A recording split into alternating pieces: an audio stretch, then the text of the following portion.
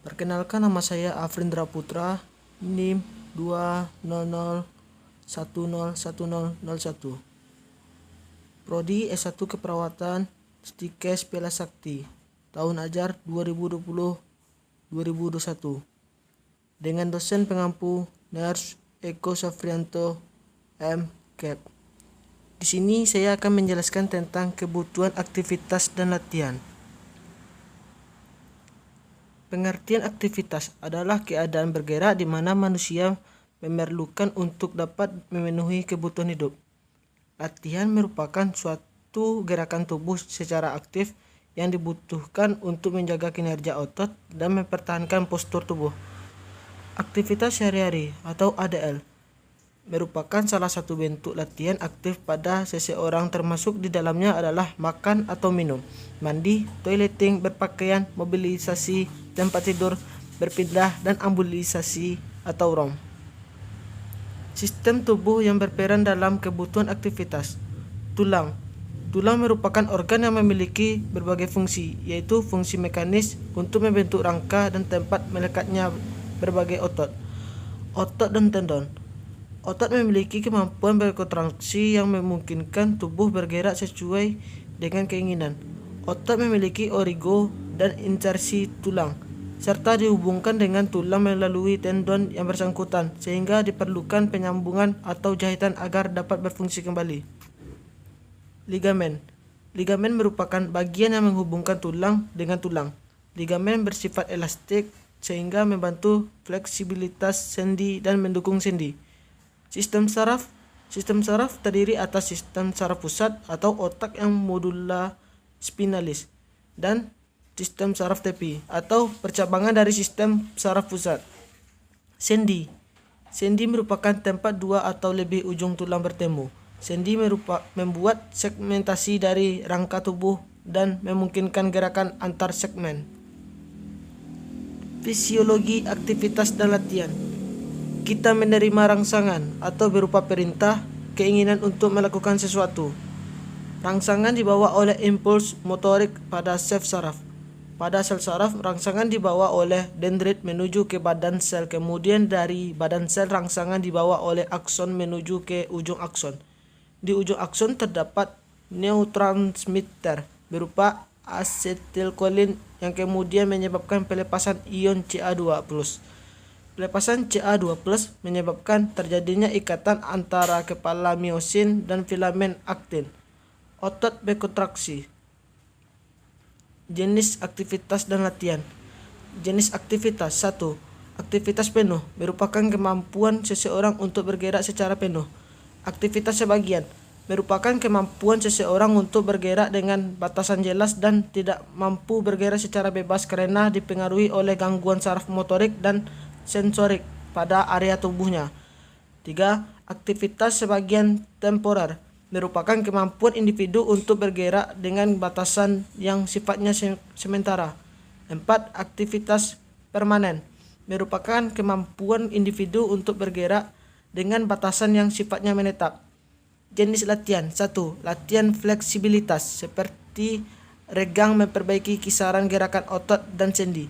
2. Latihan aerobik seperti berjalan dan berlari berpusat pada penambahan daya tahan kardiovaskuler.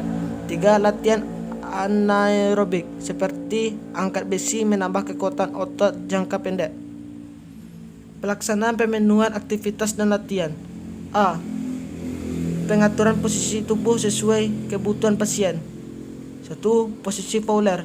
2. Posisi Sim. 3. Posisi Trendelenburg. 4. Posisi dorsal recumbent. 5. Posisi litotomi. B. Ambulasi dini. C. Melakukan aktivitas sehari-hari secara mandiri. D. Latihan isotonik dan isometrik. E. Latihan napas dalam bentuk efektif.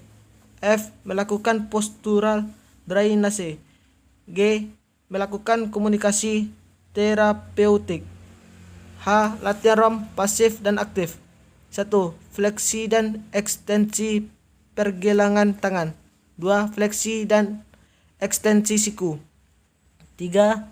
Pronasi dan supinasi lengan bawah. 4. Pronasi fleksi bahu. 5.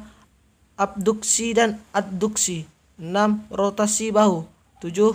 Fleksi dan ekstensi jari-jari. 8. Inversi dan eversi kaki. 9. Fleksi dan ekstensi pergelangan kaki. 10.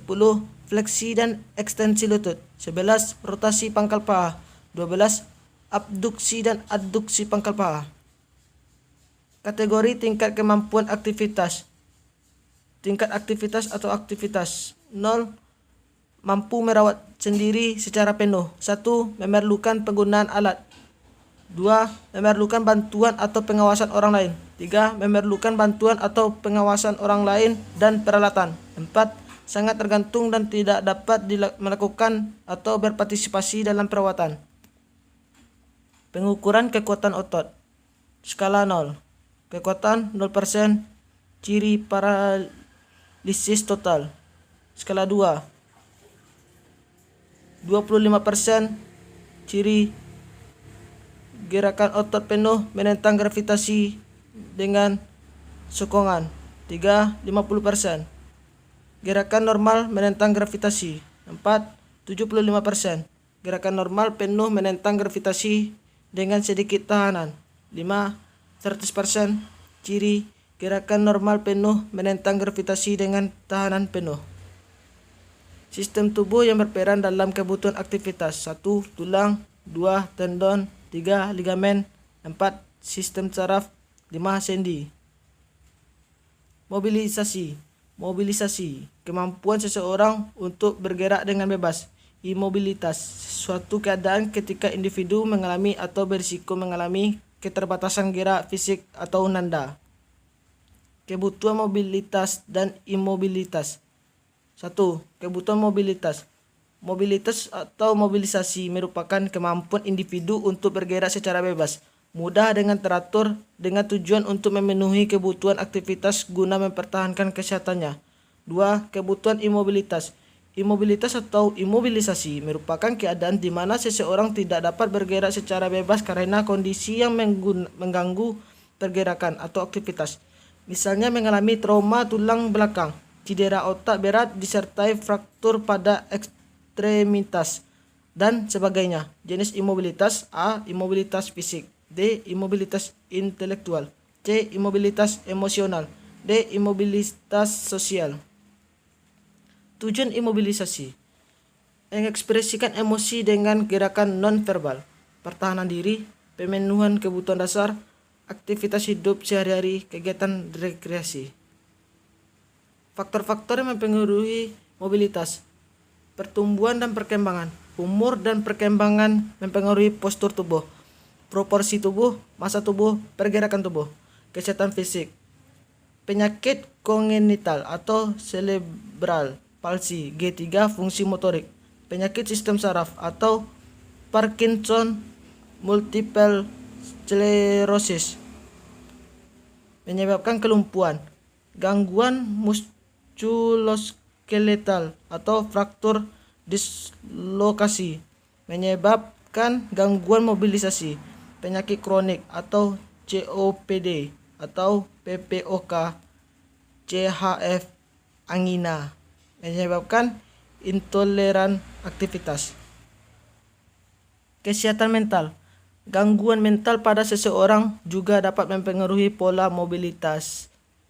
Contoh, penyakit depresi.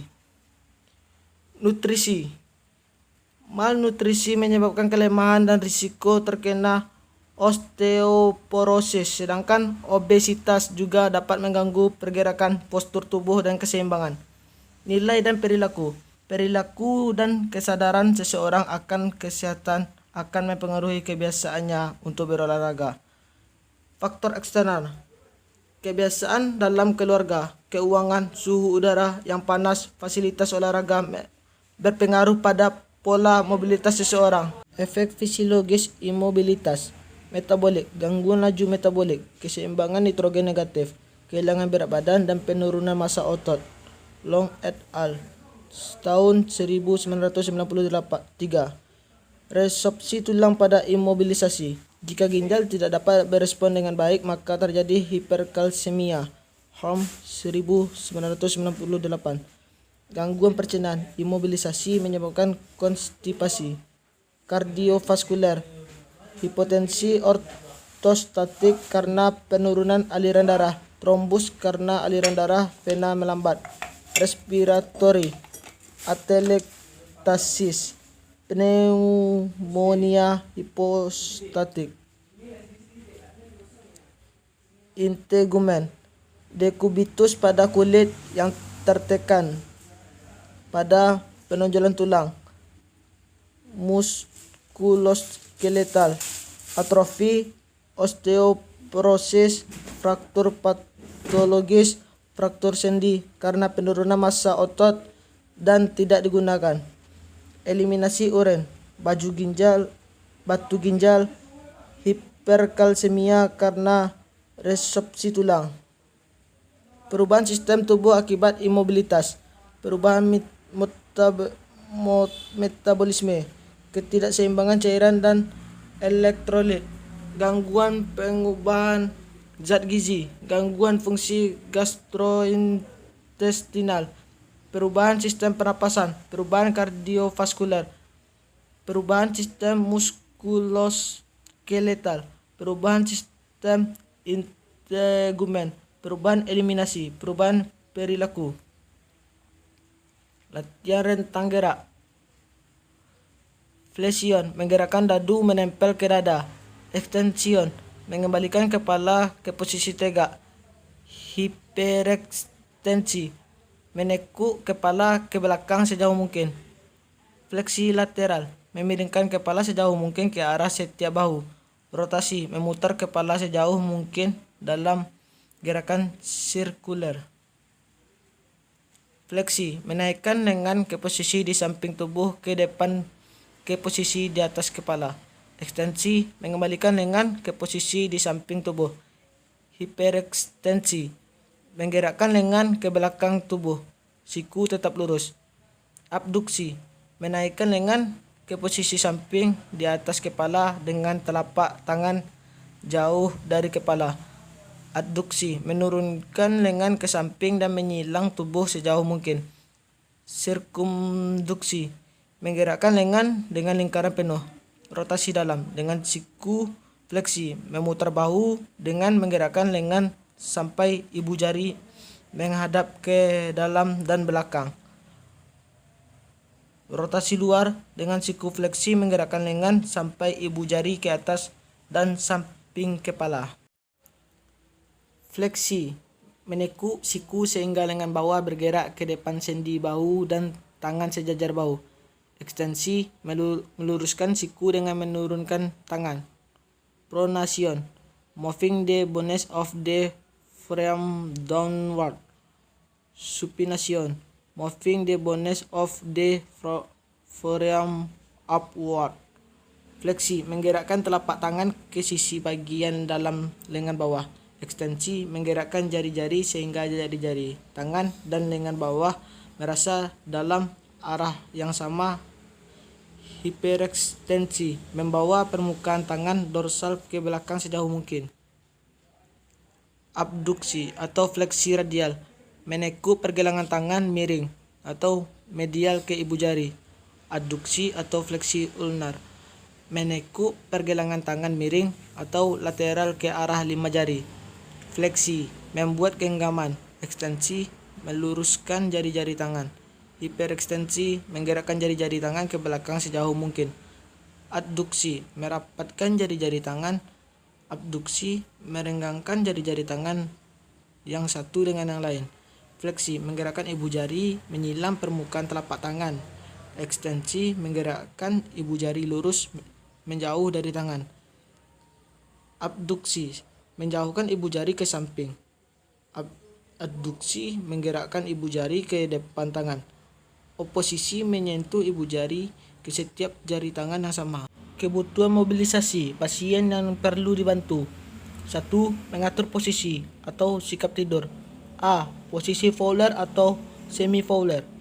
B. Posisi Sim. C. Posisi Trendelenburg. D. Posisi litotomi. E. Posisi dorsal recumbent. 1. Posisi Fowler. Posisi ini dilakukan untuk mempertahankan kenyamanan dan memfasilitas fungsi pernapasan pasien. Di sini terdapat beberapa posisi litotomi, posisi Trendelenburg, posisi dorsal recumbent. Baiklah, itulah presentasi dari saya. Sekian, terima kasih. Wabillahi taufik wal hidayah. Wassalamualaikum warahmatullahi wabarakatuh.